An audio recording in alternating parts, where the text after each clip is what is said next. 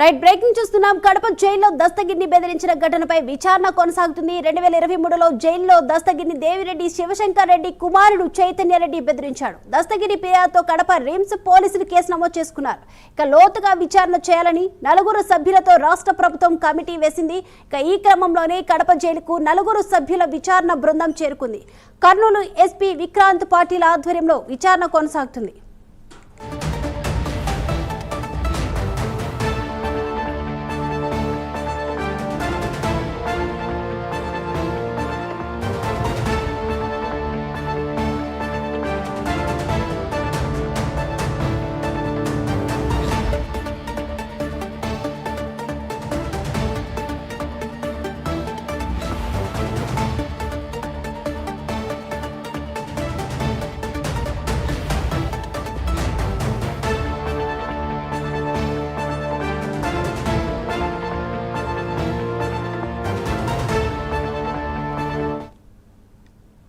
కడప జైల్లో దస్తగిరిని బెదిరించిన ఘటనపై విచారణ కొనసాగుతుంది. 2023లో జైల్లో దస్తగిరిని దేవిరెడ్డి శివశంకర్ రెడ్డి కుమారుడు చైతన్య రెడ్డి బెదిరించారు. దస్తగిరి ఫిర్యాదుతో కడప రిమ్స్ పోలీసులు కేసు నమోదు చేసుకున్నారు.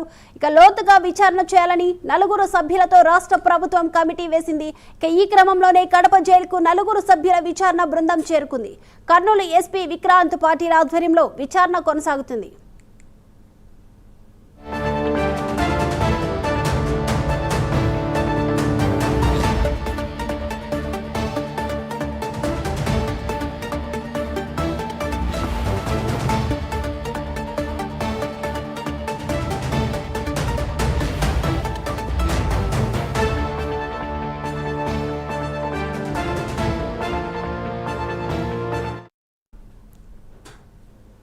రైట్, ఇక ఈ అంశానికి సంబంధించి ఓవరాల్ అప్డేట్స్ అందించడానికి మా ప్రతినిధి సుధీర్ సిద్ధంగా ఉన్నారు. సుధీర్,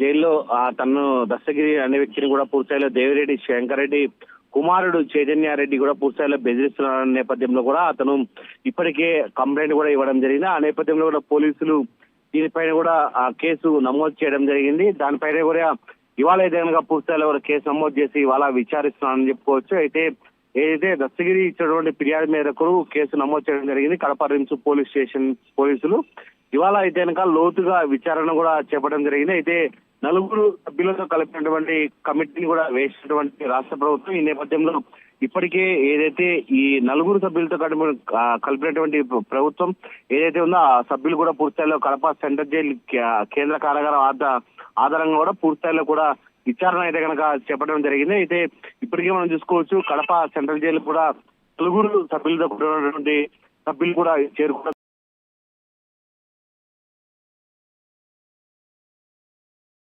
జరిగింది. అయితే ఏదైతే దస్తగిరిని కూడా పూర్తిస్థాయిలో కూడా విచారించడం జరిగింది. అయితే ఆనాడు ఏదైతే దస్తగిరిని ఎవరెవరు బెదిరించారు ఏంటి అన్నదాన కూడా ఆ 4 సభ్యులకు సంబంధించినటువంటి అప్పులను కూడా విచారించిన పరిస్థితి ఇప్పటికే మనం చూసుకోవచ్చు. కర్నూలుకు సంబంధించినటువంటి ఎస్పీ విక్రాంత్ పాటిల్ ఆధ్వర్యంలో కూడా విచారణ చెప్పుకోవచ్చు.